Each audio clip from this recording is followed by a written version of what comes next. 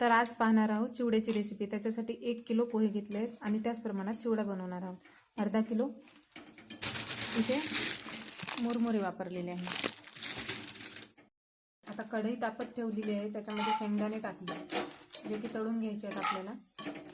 आता आधी मसाला तयार करून ठेवण्याचं कारण हे आहे की तो थंड होतो आणि जेव्हा आपली भाजणी तयार होऊन जाईल त्यानंतर ते मिक्स करून ठेवू। तर हे शेंगदाणे इथे फ्राय करून घ्यायचे आहे।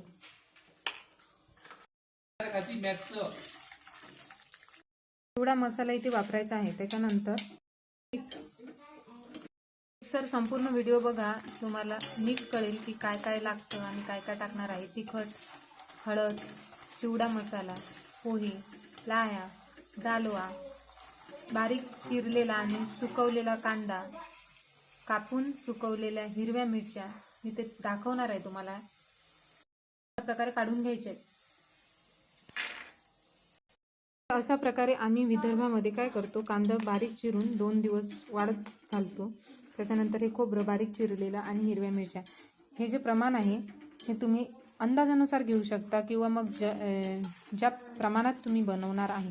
1 किलोसाठी मी हे एवढं घेतलेलं आहे।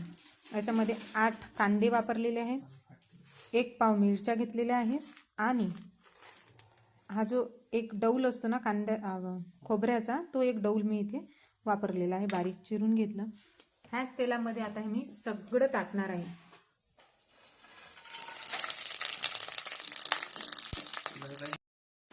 अशा प्रकारे टाकलेलं आहे। आता तेल याच्यामध्ये मी कमी वापरते कारण आपण मुरमुरे आणि ज्या लाह्या आहेत त्या लाह्या आणि पोहे तेलामध्ये भाजणार आहोत, हळद आणि मीठ टाकून।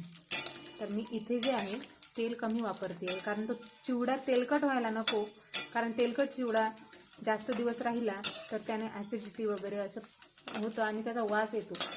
म्हणून तेल कमी प्रमाणात घ्यायचं कारण तेलामुळं वास येतो। आता याच्यामध्ये थोडंसं मीठ टाकून देते मी। जास्त मीठ टाकायचं नाही आहे कारण मुरमुरे आणि पोहे भाजताना मीठ वापरणार आहोत।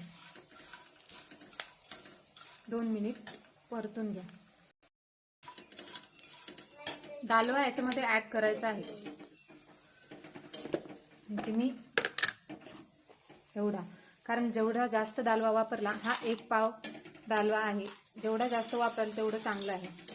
आता हा दालवा टाकल्यानंतर बाजूला तेल सोडायचं कारण आपण याच्यामध्ये दालवा नंतर ॲड केलेला आहे।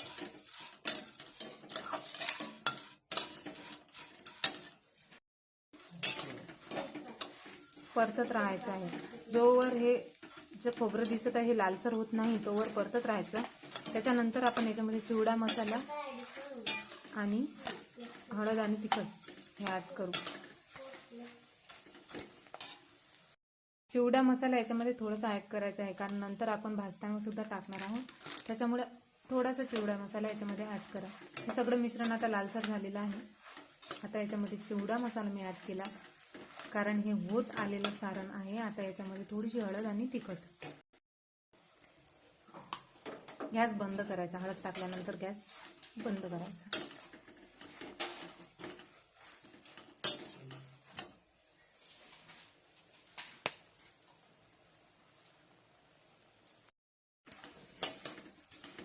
सगळं मिश्रण तयार झालेलं आहे। आता याच्यामध्ये हे जे शेंगदाणे तळून ठेवले होते हे पण ॲड करून टाकायचे आणि हे बाजूला ठेवून द्यायचं।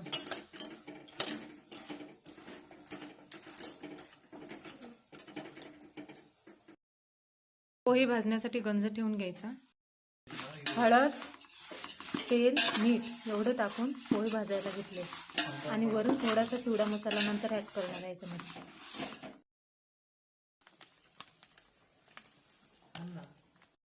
अशा प्रकारे कुरकुरीत आणि पिवळे होईपर्यंत भाजले।